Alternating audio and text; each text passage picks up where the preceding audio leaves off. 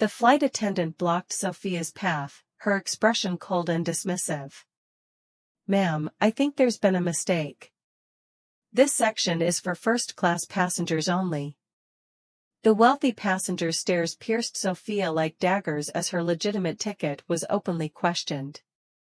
No one imagined that within minutes, Eduardo Vasquez, billionaire, Sophia's devoted husband, and majority owner of the airline, would walk through that door and completely transform the power dynamic in the cabin of hasty judgments. Sophia Mendez nervously adjusted the watch on her wrist, a gift from her husband that reminded her of their first meeting. At 35, her simple yet elegant dress contrasted sharply with the designer clothes and glittering jewelry that dominated the first-class cabin of Stellar Airways. The space gleamed with spacious leather seats, impeccably dressed flight attendants, and the aroma of freshly served champagne. Eduardo had insisted she enjoy this flight alone as a reward for the successful charity event she had organized. "You deserve all the luxury in the world," he had said before being called to an emergency meeting, promising to meet her at the resort later. Sophia took a deep breath and handed her first-class ticket to the attendant at the gate. It was time to allow herself a bit of the luxury she usually avoided, despite being married to one of the richest men in the country. "I'm sorry, but this area is for first-class passengers only," declared Camila Reynolds, the head flight attendant, her gaze assessing Sophia's modest attire with thinly veiled disdain. "I have a first-class ticket," Sophia responded calmly, extending her boarding pass. Camila took it with her fingertips, as if fearing contamination. "There seems to be some kind of error," she said, her voice dripping with skepticism. "Perhaps you were incorrectly entered into the system." A man in an expensive suit glanced up from his newspaper, his gold cufflinks catching the light. "Happens all the time," he remarked loudly. "Economy class is getting too crowded these days." Whispers and smirks spread through the cabin. Camila offered a patronizing smile. "Let me check if there's a place for you in the back of the plane. I'm sure you'll be much more comfortable there." Sophia's face burned. "Please check again. My husband purchased this seat specifically for me." A woman with a diamond necklace the size of a grape laughed softly. "Darling, everyone says something like that when they want an upgrade. Next, you'll tell us he's a CEO or something equally creative." The cabin manager approached, his expression stern. "Ma'am, it appears we have a problem with your reservation. I'll need to ask you to accompany me off the aircraft while we resolve this." Sophia stood her ground. "My ticket is valid. I have every right to be here." Camila's smile tightened. "Security protocols, ma'am. We can't have just anyone sitting in first class without proper verification." The words hung in the air, heavy with implication. Then, the aircraft door opened again. Eduardo Vasquez stepped inside, his presence commanding immediate attention. At 6 feet 2 inches, with broad shoulders and an impeccably tailored navy blue suit, he exuded quiet authority.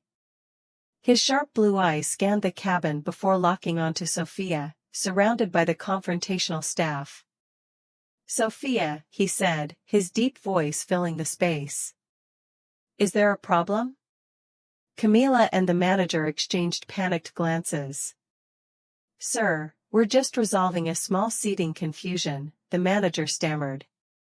Eduardo walked forward with deliberate confidence, his every step radiating power. "That's my wife's seat." "Correct, 2A. Your wife?" Camila repeated, her face draining of color.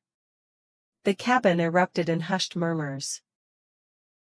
Eduardo positioned himself beside Sophia, his hand resting protectively on her back. "Yes. Sophia Mendez Vasquez. My wife. Has there been an issue with her accommodation?" The manager swallowed hard. "Mr. Vasquez, we had no idea."